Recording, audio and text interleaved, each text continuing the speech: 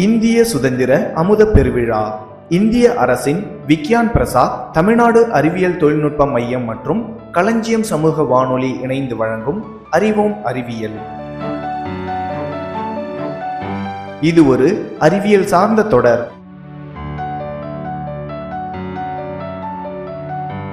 இன்றைய நிகழ்ச்சியில் நம்ம இஸ்ரோ அனுப்பியிருக்கக்கூடிய ஆதித்யா விண்கலனை பற்றி தான் தெரிஞ்சுக்க போகிறோம்.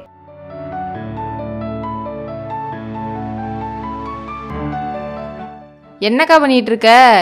என்ன இன்னைக்கு நியூஸ் தானா? ஆமாம் கமலா, வீட்டில எல்லாம் வேலை முடிஞ்சிச்சு. அப்புறம் வேற என்ன எனக்கு வேலை? நியூஸ் படிக்கிறது தான்.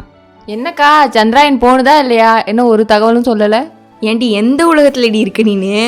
அன்னைக்கு தான் சந்திராயன் சக்ஸஸ்ஃபுல்லாக போய் லேண்ட் ஆயிடுச்சுன்னு ஸ்டேட்டஸ்லலாம் வச்சுருந்தேன், எல்லாரும் வச்சுருந்தாங்க. நீ பார்த்தியா இல்லையா? ஆமாக்கா, ஏதோ வச்சிருந்தாங்க, ஆனால் எனக்கு என்னன்னே தெரியலையே. ஏண்டி உனக்கு அவ்வளோ நேரம் காலிலேருந்து விளக்கம் கொடுத்துருந்தேன். இல்லைக்கா, ஏதோ போட்டுக்கிட்டு இருந்தாங்க, நான் சரியாக கவனிக்கல. அன்னைக்கு வேற என் மாமனார் இறந்துட்டாரு, உனக்கு தெரியும்ல. சரி சரி விடு கமலா, சந்திராயன்லாம் போய் சக்ஸஸ்ஃபுல்லாக லேண்ட் ஆயிடுச்சு. இப்போ அந்த விண்கலம் முடிச்சு அடுத்த விண்கலத்தை பற்றியே எல்லாரும் பேச ஆரம்பிச்சிட்டாங்க. அது என்னக்கா விண்கலம் எனக்கு தெரியாம? ஆமாம் போ, நீ தான் சந்திராயன் லேண்ட் ஆனதே பார்க்கலன்ற. சரி சரி, அதை விடுக்கா, அதே சொல்லிட்டு இருக்காதே. ஏதோ படம் செல்ஃபி எடுக்கணும்னா சொல்லிட்டு இருந்தேன், எடுத்து அனுப்புனிச்சா இல்லையா? அது சூப்பராக எடுத்து அனுப்புனது கமலா. என்கிட்ட அந்த ஃபோட்டோலாம் கூட இருக்குது, நான் உனக்கு அனுப்புகிறேன். நம்ம கூகுள்லேயே தேடி பார்த்தாலே கிடைக்குது. அப்படியாக்கா? ஆமாம் கமலா. சரி இப்போ வா, இந்த கதையை கேளு. இப்போ புதுசாக அனுப்பியிருக்காங்களா, அது என்ன நீ தெரிஞ்சுக்க வேணாமா? சரி, அது என்னன்னு சொல்லு. சரி நீ கண்டுபிடி பார்ப்போம். நம்ம நிலாவுக்கு அனுப்பிட்டோம், செவ்வாய்க்கு அனுப்பிட்டோம், வேற எதுக்கு அனுப்பிப்போம்னு நீ நினைக்கிற? செவ்வாய், நிலா, ஏதாவது கோள்களுக்கு தான் அனுப்பியிருப்பாங்க. ஏன்னா சூரியனுக்கு அனுப்பியிருக்க போகிறாங்க, அது சுட்டு பொசிக்கிடாது. நல்லா சொன்னப்போ, சூரியனுக்கு தான் நம்ம அனுப்பியிருக்கோம். என்னக்கா சொல்கிற? சூரியனுக்கா? ஆமாம் கமலா, நம்ம சூரியனுக்கு தான் அனுப்பியிருக்கோம். அடேங்கப்பா, அவ்வளோ பெரிய ஆளாக வளர்ந்துட்டோமா நம்ம? அடேங்கப்பா, அவ்வளோ பெரிய ஆளாக வளர்ந்துட்டோமா நம்ம? ஆமாம் கமலா, நம்ம சூரியனுக்கே விண்கலம் அனுப்பியிருக்கோன்னா பார்த்துக்கேன். பரவாயில்லக்கா, அடுத்தடுத்து விண்வெளித்துறையில் இந்தியா சாதிச்சுக்கிட்டு தான் வருது. ஆமாம் இல்லையா பின்ன? சரி, சூரியனுக்கு அனுப்பியிருக்கோன்னு சொன்னலக்கா, அதை பற்றி சொல்லுங்க. சொல்கிறேன் கமலா. இப்போ நம்ம சூரியனுக்கு அனுப்பியிருக்கோம்ல, அந்த விண்கலத்தோட பேர் ஆதித்யா L1. அக்கா, ஆதித்யானா சூரியன் தானக்கா? ஆமாம் கமலா. அது என்னக்கா L1? பரவாயில்லையே, பாயிண்ட்டை பிடிச்சிட்டியே. L1 அப்படின்றது நம்ம சூரியனுக்கும் பூமிக்கும் இடையில இருக்கிற அந்த தூரத்தோட ஒரு புள்ளி. இப்போ சூரியனுக்கும் பூமிக்கும் சமநிலை புள்ளிகள்னு 5 புள்ளிகள் இருக்குது. அதில் ஒரு புள்ளி தான் இந்த L1. இந்த L1 அப்படின்ற புள்ளியிலேருந்து தான் இந்த ஆதித்யா ஆராய்ச்சி செய்ய போகுது. அதனால தான் ஆதித்யா L1 அப்படின்னு நம்ம பேர் வச்சுருக்கோம். ஓ அப்படியாக்கா? ஆமாம் கமலா. அமெரிக்கா, ரஷ்யா, சீனா அந்த மாதிரி விண்வெளித்துறையில் சாதிச்சுக்கிட்டு இருந்த நாடுகளுக்கு மத்தியில் அடுத்தபடியாக நம்ம இந்தியாவும் சேர்ந்துருச்சு அப்படின்றது எவ்வளோ பெரிய விஷயம் தெரியுமா? ஆமாக்கா, நீ சொல்லும் போதே உனக்கு உடம்பெல்லாம் சிலுக்குது. ஆமாம்மா, இப்போ நம்ம சந்திராயனில் கூட அந்த சாஃப்ட் லேண்டிங் பண்ணோம் தெரியுமா? அதெல்லாம் இந்த மாதிரி பெரிய பெரிய நாடுகள் தான் பண்ணிகிட்டு இருந்தது. இப்போ நம்ம கூட அது மாதிரி செய்ய வந்துட்டோம். ஆமாக்கா, ரொம்ப பெருமையாக இருக்குது. இந்த ஆதித்யா L1 நம்ம இந்தியாவோட 15 வருஷ கனவு அப்படின்னு சொல்கிறாங்க கமலா. இது சூரிய மண்டலத்தில் இருக்கக்கூடிய அந்த இயற்பியல் வானியல் நிகழ்வுகள் எல்லாத்தையுமே இது ஆராய்ச்சி செய்ய போகுது. அப்படியா? சரிங்கக்கா. சரி, இப்போ இந்த ஆதித்யா விண்கலம் எப்போ அனுப்புனாங்க அப்படின்னு சொல்கிறேன். நம்ம இஸ்ரோவோட திட்ட இயக்குனரான நிகர் சாஷி அவங்களோட தலைமையில் தான் இந்த ஆதித்யா L1 விண்கலம் போனது. இது என்னைக்கு அனுப்புனாங்க அப்படின்னா 2 செப்டம்பர் 2023 அன்னைக்கு காலையில் 11:50 தான் இது அனுப்பியிருந்தாங்க. இது சுமார் 127 நாட்களுக்கு பிறகு தான் L1 அப்படின்ற புள்ளியை போய் அடையும். அடேங்கப்பா, அவ்வளோ நாள் ஆகுமா? ஆமாம் கமலா, கிட்டத்தட்ட 4 மாதம். 4 மாதமா? ஆமாம் கமலா. இது சூரியனோட குரோமோஸ்பியர் மற்றும் கரோனாவோட இயக்கவியலை கவனிக்கிறதுக்காகவும் காந்தப்புலம், வெப்ப பரிமாற்ற வழிமுறைகள், விரிவடைதல், அயனியாக்கம், பிளாஸ்மாவை பற்றியும் கவனிக்கிறதுக்காகவும் இதை அனுப்புகிறாங்க. இந்த நிலையில் அந்த துகள்களோட இயற்பியல் மற்றும் வானிலை நிகழ்வுகளை தான் இது ஆராய்ச்சி செய்ய போகுது. சரிக்கா, இது 15 வருஷம் கனவுன்னு சொல்கிறீங்கள, இது எப்போ ஸ்டார்ட் பண்ணாங்க? இந்த விண்கலம் பார்த்தீங்கன்னா 2008 ஜனவரியிலேயே இது ஒரு ஆலோசனை குழுவால் இந்த மாதிரி அனுப்பலாம் அப்படின்னு அவங்க ஒரு திட்டம் போட்டிருந்தாங்க. இது ஸ்டார்டிங்கில் பார்த்தோன்னா ஒரு 400 கிலோவில் ஒரு செயற்கைக்கோள் மாதிரி குறைந்த ஒரு புவி சுற்றுப்பாதையிலேருந்து சூரிய கரோனாவை வந்து ஆராய்ச்சி செய்யலாம் அப்படின்னு தான் திட்டம் போட்டிருந்தாங்க. அப்புறம் 2016-17 நிதியாண்டில் இதுக்கு ஒரு 3 கோடி ஒதுக்கி இதுக்குன்னு தனி பட்ஜெட் போட்டு இதற்கான பணியை வந்து விரிவுபடுத்தினாங்க. அதுக்கு அடுத்தபடியாக தான் இதோட அந்த லாங் ரேஞ்ச் பாயிண்ட் வந்து L1 வைக்கணும் அப்படின்னு சொல்லிட்டு ஒரு விரிவான சூரிய மற்றும் விண்வெளி சூழல் கண்காணிப்பு நிலையமாக வந்து மாறினது. இது அங்கே இருந்து ஆராய்ச்சி செய்கிற மாதிரி அடுத்தபடியாக திட்டத்தை வந்து போட்டாங்க. அதோட விளைவாக தான் இந்த ஆதித்யா L1 அப்படின்னு மறுபெயர் வந்து மாற்றப்பட்டது. ஜூலை 2019 நிலவரப்படி இந்த பணிக்கு ஏவுகணை செலவுகளை தவிர்த்து 378 கோடி இதுக்குன்னு வந்து ஒதுக்கியிருந்தாங்க. சரி, இதில் என்னெல்லாம் இருக்குது, என்னெல்லாம் ஆராய்ச்சி பண்ண போகுதுன்னு கொஞ்சம் விரிவாக சொல்லுக்கா. இந்த ஆதித்யா L1 உள்ள கருவிகள் வந்து சூரிய மண்டலத்தை முக்கியமாக குரோமோஸ்பியர் மற்றும் கரோனாவை கண்காணிக்கிறதுக்கு தான் டியூன் செய்யப்பட்டிருக்கு. இதில் அந்த L1 அப்படின்ற பகுதியிலேருந்து ஆராய்ச்சி செய்யும் போது நம்மளோட உள்ளூர் சூழலை எல்லாத்தையுமே இது வந்து கண்காணிக்கும். இதில் பார்த்தோன்னா மொத்தமாக 7 பேலேடுகள் வந்து இருக்குது. அதில் 4 பேலேடுகள் வந்து சூரியனோட தொலைநிலையை வந்து உணர்தலுக்காகவும் மீதம் இருக்கிற 3 வந்து இந்த ஆதித்யா L1 சுற்றியும் வந்து கவனிக்க போகுது. அந்த 7 பேலேடு என்னென்ன அப்படின்னு சொல்கிறாங்கன்னா, காணக்கூடிய எமிஷன் லைனு, சூரிய புற ஊதா எமிஷன் தொலைநோக்கி, லேசர் குறைந்த ஆற்றல் எக்ஸ்ரே, உயர் ஆற்றல் L1 ஆர்பிட்டிங் எக்ஸ்ரே, இதெல்லாம் வந்து ரிமோட் செட்டிங் பேலேடுன்னு சொல்கிறாங்க.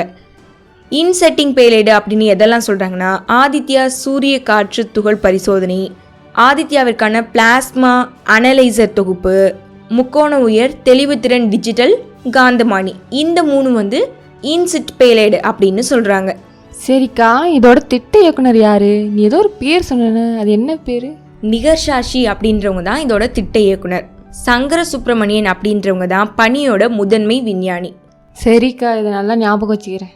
ஆமாம்மா, இந்த மாதிரி விஷயங்களெல்லாம் நம்ம நல்லா ஞாபகம் வச்சுக்கணும். ஏன்னா போட்டித் தேர்வில் கூட கேட்பாங்க. இந்த மாதிரியான நிகழ்காலத்தில் நடக்கக்கூடிய அந்த தகவல்கள் எல்லாத்தையுமே நம்ம கரெக்டாக தெரிஞ்சு வச்சுக்கணும். நீ சொல்கிறது சரிதான், நான் இன்றைக்கே போய் எழுதி வச்சுக்கிறேன். சரி கமலா, வேற எதுவும் இதில் உனக்கு சந்தேகம் இருக்கா கமலா?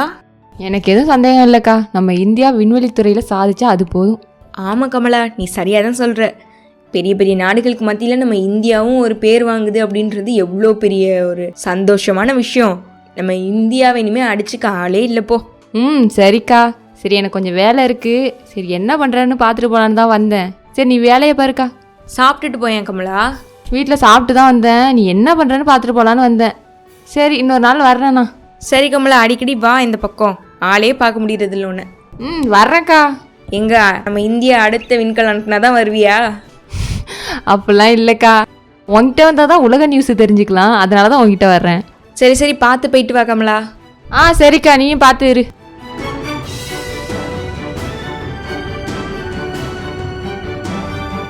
நம்ம இந்தியா அனுப்பியிருக்க இந்த ஆதித்யா விண்கலமானது இஸ்ரோவிலிருந்து சூரியனை ஆராய்ச்சி செய்கிறதுக்காக அனுப்பப்பட்டிருக்கு.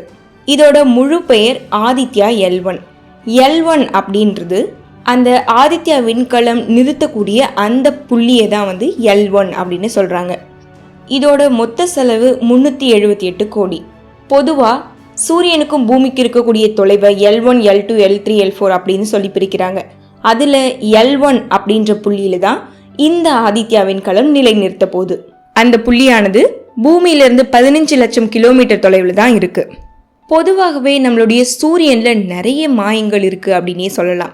உதாரணமாக பார்த்தீங்கன்னா, சூரியனை சுற்றி இருக்கக்கூடிய அந்த அடுக்கும் அதற்கு வெளிப்புறமாக இருக்கக்கூடிய அடுக்கையும் எடுத்துக்கிட்டோம்னா, அந்த உட்புறமாக இருக்கக்கூடிய அடுக்கோட வெப்பநிலையானது வெளிப்புறமாக இருக்கக்கூடிய அந்த வெப்பநிலையை விட குறைவாக இருக்காம். ஆச்சரியமாக இருக்கு இல்லையா? இதே மாதிரி தான் சூரியனில் நிறைய விந்தைகள் ஒளிஞ்சிருக்கு அப்படின்னு சொல்கிறாங்க. இப்போ நம்ம அனுப்பக்கூடிய இந்த ஆதித்யா L1 விண்கலமானது 1400 கிலோ எடையில தான் அனுப்புகிறோம். அதாவது கிட்டத்தட்ட ஒரு யானையோட எடை. நம்ம பூமியும் ஒரு நிரந்தரம் இல்லாத ஒரு பகுதியில் தான் வந்து சுழன்றுகிட்டு இருக்கு. சூரியனும் அதே போல் ஒரு நிரந்தரம் இல்லாத அந்த அண்ட பகுதியில் தான் வந்து சுழன்றுகிட்டு இருக்கு. நம்ம பூமி சூரியனை சுற்றிக்கிட்டே இருக்கு. இப்போ நம்ம நிறுத்தக்கூடிய அந்த புள்ளி அப்படின்றது ஒரு அந்தரத்தில் இருக்கக்கூடிய ஒரு புள்ளி அப்படின்னே சொல்லலாம். சூரியனும் சுழலுது, பூமியும் சுழலுது.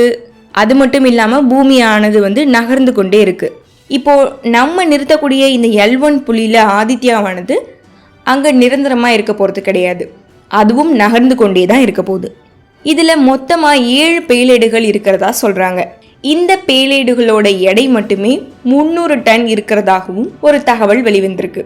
இந்த ஆதித்யா விண்கலம் ஆரம்பத்துல ஒரு சிறிய கனவா தான் துவங்கினது. அதற்கு அடுத்தபடியா இன்னும் கொஞ்சம் அதுல முன்னேற்றம் பண்ணி இப்போ 15 லட்சம் கிலோமீட்டர் தொலைவு, அதாவது இப்போ நம்ம அனுப்பின சந்திராயனை விட 5 மடங்கு தொலைவு அதிகமாக போக போகுது இந்த ஆதித்யா L1 விண்கலம். இதற்கு ஆகக்கூடிய நாட்கள் அப்படின்னு பாத்தீங்கன்னா 109 நாட்கள் ஆகுது. சந்திராயனுக்கு 40 நாள் அப்படின்னு சொல்லிட்டு நம்ம காத்துட்டு இருந்தோம். ஆனா இதுக்கு கிட்டத்தட்ட 4 மாதங்கள் நம்ம காத்திருக்க வேண்டிய அவசியம் இருக்கு. அது மட்டும் இல்லாம அங்கேயே இருந்து இந்த ஆதித்யா L1 விண்கலமானது 5.2 ஆண்டுகளுக்கு அங்கேயே இருந்து தகவல்களை அனுப்பும் அப்படின்னு இஸ்ரோ கருத்து தெரிவிச்சிருக்காங்க. இது ஒரு கரோனாகிராஃபி ஸ்பேஸ் கிராஃப்ட் அப்படின்னு சொல்றாங்க. அதாவது கதிர்களை பற்றி ஆராய்ச்சி செய்யறதுக்காக அனுப்பியிருக்காங்க. இது முழுமையா சூரியனோட மையத்தை ஆராய்ச்சி செய்ய போறது கிடையாது. சூரியன்ல இருந்து வெளிவரக்கூடிய அந்த கதிர்களை ஆராய்ச்சி செய்யறதுக்காக தான் இதை அனுப்பியிருக்காங்க. சூரியன்ல இருந்து வெளிவரக்கூடிய அனைத்து கதிர்களும் இந்த ஆதித்யா L1 விண்கலத்து மேல பட்டு தான் நம்ம பூமிக்கு வரப்போகுது. அப்போ அந்த கதிர்வீச்சுகளை அங்கேயே அது தர ஆய்வு பண்ணிடும். சூரியனுக்கு இதுக்கு முன்னாடி அமெரிக்கா, ஐரோப்பா போன்ற நாடுகள் விண்கலன்களை அமைச்சிருக்கு. அதற்கு அடுத்தபடியா இப்போ நம்ம இந்தியா ஆதித்யா L1 அப்படின்ற பேர்ல ஒரு விண்கலனை அனுப்பியிருக்கு. நாசா அனுப்பின அந்த விண்கலம் பாஸ்கர். இதுதான் உலகத்திலேயே ரொம்பவே வேகமாக செல்லக்கூடிய விண்கலமா இருந்தது. அவ்வளவு வேகமா போனாலும் கூட அந்த சூரியன் கிட்ட அதால போக முடியல. அங்கிருந்து அதோட சுழற்சியானது மாற்றப்பட்டது. இது எப்படி நிகழ்ந்திருக்கும் அப்படின்னு எல்லாருக்குமே ஒரே கேள்வி. இதே போல சூரியன்ல நிறைய மர்மங்கள் ஒளிஞ்சிருக்கு அப்படின்னு சொல்றாங்க. அதை எல்லாத்தையும் ஆராய்ச்சி செய்யறதுக்காக தான் இப்போ நம்ம இந்தியாவானது ஆதித்யா L1 அப்படின்ற விண்கலனை அனுப்பியிருக்கு. இது குறிப்பா எதற்காக அனுப்பியிருக்காங்க அப்படின்னு பார்த்தோம்னா, சூரியன்ல இருந்து வெளிப்படக்கூடிய அந்த வெப்ப ஆற்றலானது எப்படி உருவாகுது அப்படின்னு ஆராய்ச்சி செய்யறதுக்காகவும், அந்த சோலாரோட அட்மாஸ்பியரை ஆராய்ச்சி செய்யறதுக்காகவும், அங்க உள்ள காந்த புலன்களை ஆராய்ச்சி செய்யறதுக்காகவும், சூரியனுடைய தாக்கம் குறித்தும் ஆராய்ச்சி செய்யறதுக்காகவும் தான் இந்த ஆதித்யா விண்கலம் அனுப்பப்பட்டிருக்கு. இந்த ஆதித்யா விண்கலமானது 2023 செப்டம்பர் 2 காலை 11:50 அனுப்பப்பட்டது. மொத்தமாக 109 நாட்கள். காத்திருந்து பார்ப்போம் ஆதித்யா L1 விண்கலத்தின் செயல்பாடுகளை.